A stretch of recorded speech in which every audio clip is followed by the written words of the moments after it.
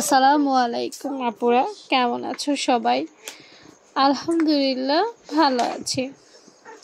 তো আজকে আপু এই জামাটার নিচে যে পাইপেন আছে না আপু, পাইপেন না সরি, এটাকে লেস বলে, লেস সেলাই করব। তো লেস সেলাই করতে গেলে অনেকের কিন্তু সুন্দরভাবে হয় না, বটে যায়। ঠিক বলছি না আপুরা? এটা কিন্তু হয়।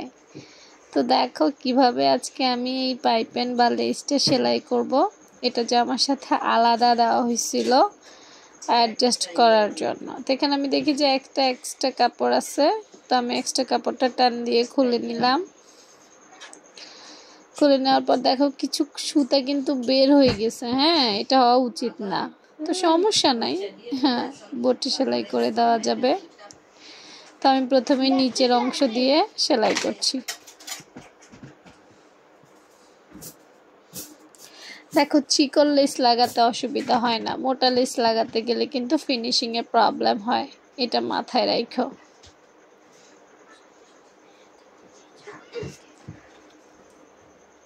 প্রথমে একদম নিচের যে পার সেটা সেলাই করে নিচ্ছি।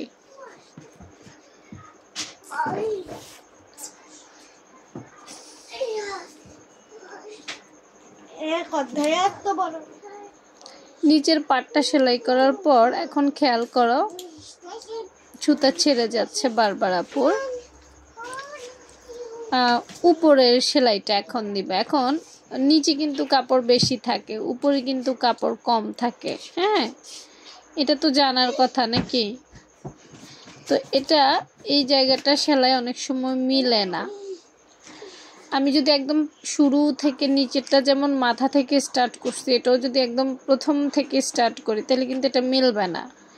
সেজন্য এই লেসটা আপু মাঝখান থেকে সেলাই স্টার্ট করছি। মাঝখান থেকে সেলাই স্টার্ট করলে কি হবে জানো? এদিকের লেস ওইদিকে যাবে না, অথবা এদিকের কাপড় ওইদিকে যাবে না, একদম মিল মতো হবে। না হলে একটা সাইডে বটে যাবে, একটা সাইডে বেড়ে যাবে অথবা কমে যাবে, ফিনিশিংয়ে প্রবলেম হবে। দেখো আমি উল্টা পিঠে দেখাচ্ছি, দেখছো কেমন সমান হয়েছে? হ্যাঁ, আচ্ছা ঠিক আছে। কারণ হচ্ছে এই মেশিনের চাপে একদিক থেকে বেড়ে যায়, একদিক থেকে কমে যায়, এটা খুব স্বাভাবিক একটা ব্যাপার। তো এবার বাকি অর্ধেক সেলাই করছি, তো দেখছো না? এবার বাকি অর্ধেক আবার সেলাই করব এদিক থেকে ঘুরাইয়া, তাহলে আমার লেইচের যেই ফিনিশিং সেটা ঠিক থাকবে।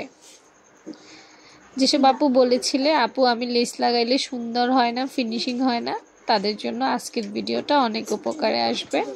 এই ধরনের ভিডিও সব সময় পেতে রোমাপুর পেজটা ফলো রাখো। আল্লাহ হাফেজ।